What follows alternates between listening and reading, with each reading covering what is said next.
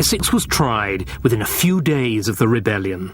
The verdict was a foregone conclusion. Guilty of high treason and condemned to a traitor's death.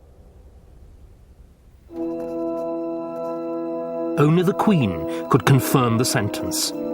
It brought echoes of her past. She had agonized for months before authorizing the execution of her cousin, the Duke of Norfolk. She had hesitated for years before finally confirming the death sentence on her fellow queen, Mary Stuart.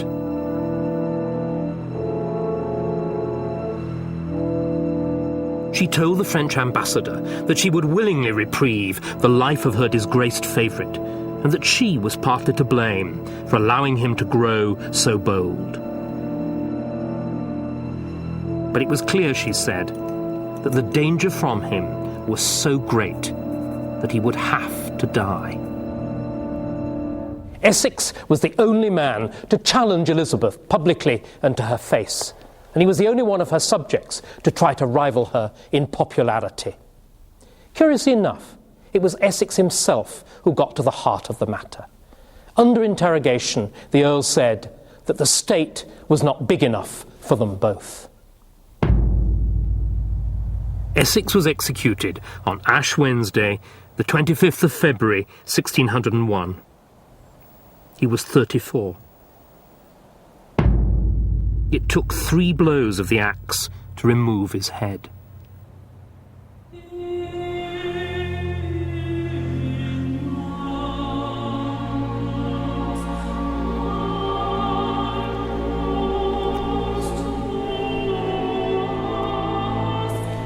A change came over the Queen. For most of her life, she had enjoyed what seemed like eternal youth. Now, at 68, she seemed suddenly old, in mind and body. All the fabric of my reign, little by little, is beginning to fail.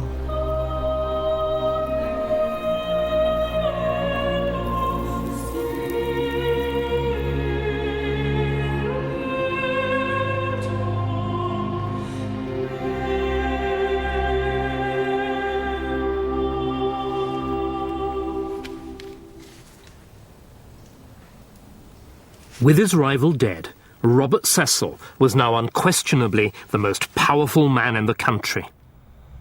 And, behind the scenes, his plan for James to succeed Elizabeth was maturing.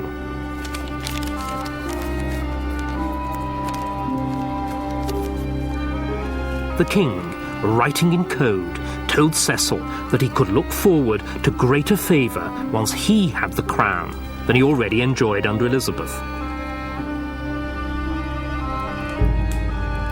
The future looked bright for Cecil, but the present was troubled.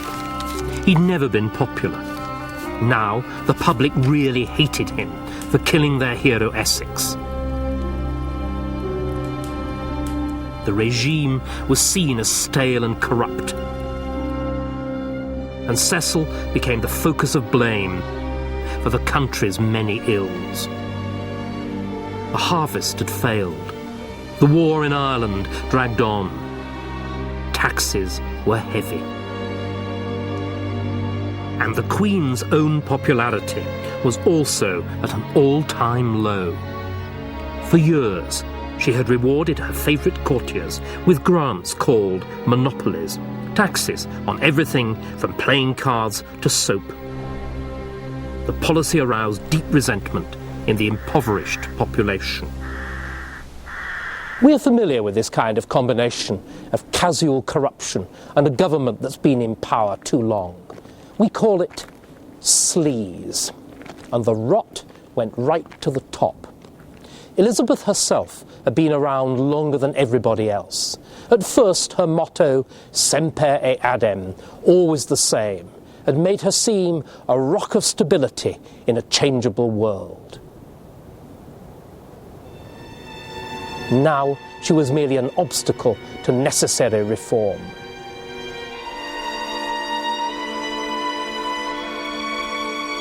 The unpopular Queen and her despised minister suffered a disaster. They lost control of Parliament. MPs were determined to break the hated monopoly system. The ageing Queen was forced to address Parliament in person to try to rescue the situation. If my kingly bounties have been abused, and if any in authority under me have neglected or perverted what I have committed to them, I hope God will not lay their offences in my charge. For I do assure you, there is no prince that loves his subjects better. There is no jewel, be it of never so rich a price, which I place before this jewel. I mean, your love.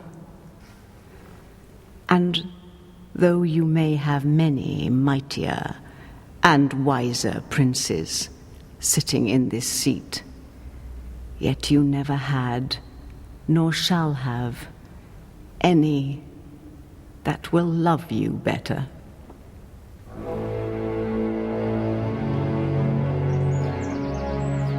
It became known as the Golden Speech. It was Elizabeth's last great public address, and it was a consummate piece of politics. Elizabeth won the MPs over not only by her unexpected announcement that she was going to suspend and investigate monopolies, but also by her language and sentiment. The MPs showed their gratitude by voting unprecedentedly heavy parliamentary taxation. Other good news followed quickly as well. There was victory in Ireland, a truce in the war with Spain, trade improved, and at last there was a good harvest.